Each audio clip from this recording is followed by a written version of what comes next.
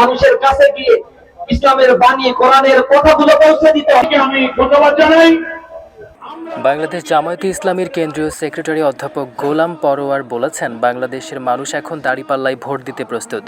নতুন বাংলাদেশ গড়ার যে ঢেউ শুরু হয়েছে তা সারা দেশে ছড়িয়ে দিতে হবে। জামায়াতে ইসলামী গুম, খুন, লুটপাট ও দুর্নীতিমুক্ত একটি মানবিক বাংলাদেশ প্রতিষ্ঠা করতে চায়।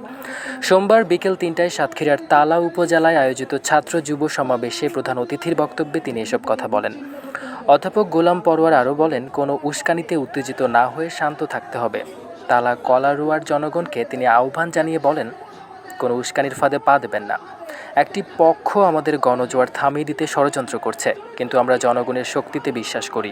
তিনি আরও বলেন, জামায়াতে ইসলামী ঘের দখল করে না, জমি দখল করে না, বালু উত্তোলন করে না। জামায়াত ক্ষমতায় গেলে দেশে বেকার থাকবে না, দুর্নীতি থাকবে না, লুটপাট থাকবে না। তাই সবাইকে দাঁড়িপাল্লায় ভোট দেওয়ার আহ্বান জানান তিনি।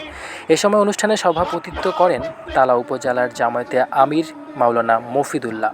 বিশেষ অতিথি হিসেবে উপস্থিত ছিলেন কেন্দ্রীয় কর্ম পরিষদ সদস্য অধ্যক্ষ ইজ্জত উল্লাহ, খুলনা অঞ্চলের সহকারী পরিচালক মাওলানা আবুল কালাম আজাদ, খুলনা বিভাগীয় সাংগঠনিক সেক্রেটারি মুহাদ্দিস আব্দুল খালেক, জেলা জামায়াতের আমির শহীদুল ইসলাম মুকুল, ছাত্র শিবিরের কেন্দ্রীয় সেক্রেটারি নুরুল ইসলাম সাদ্দাম, জেলা জামায়াতের সেক্রেটারি মাওলানা আজিজুর রহমান, সহকারী সেক্রেটারি অধ্যাপক সুজায়েত আলী, সাতক্ষীরা শহর শিবিরের সভাপতি আল মামুন এবং জেলা ছাত্র শিবিরের সভাপতি জুবায়ের হোসেন সহ আরও অনেকে উপস্থিত ছিলেন।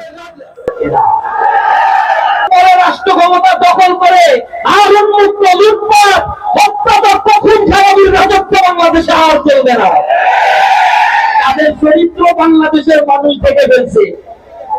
তারা গণ অভ্যুত্থানে তাদের কয়জন মারা গেছে এই সংখ্যাটা তারা তো ভুলভাল বলে। প্রথমে বলছে 52, এরপরে বলছে 150, এরপরে আমার 88, তারপরে বলছে 800, এরপরে কেউ কেউ ভুল করে বলছে সহস্রাধিক। আমি হিসাব কিতাব করে দেখলাম যা তারা বলে এই কয়েকজন আসলে জুলাই অভ্যুত্থানে শহীদ হয় নাই। তারা বাধা দিয়েছে। আমরা বলেছি একজন প্রধানমন্ত্রী 10 বছরের বেশি ক্ষমতায় থাকতে পারবে না, তারা রাজি হয়নি। আমরা বলেছি একজন প্রধানমন্ত্রী দলের নেতা হবে, আমার দেশের প্রধানমন্ত্রী তা হবে না, পাল্টাতে হবে।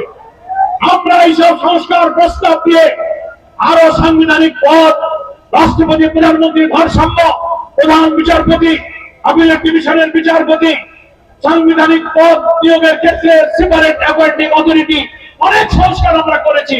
ইনশাআল্লাহ জুলাই সনদ ঘোষণার আদেশ জারি হলে গণভোটে হার বিজয়ী হবে।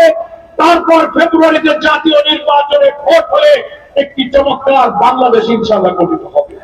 আবু জাফরের তথ্যচিত্রে ইশরাক অর্ণব, চ্যানেল 21, সাতক্ষীরা।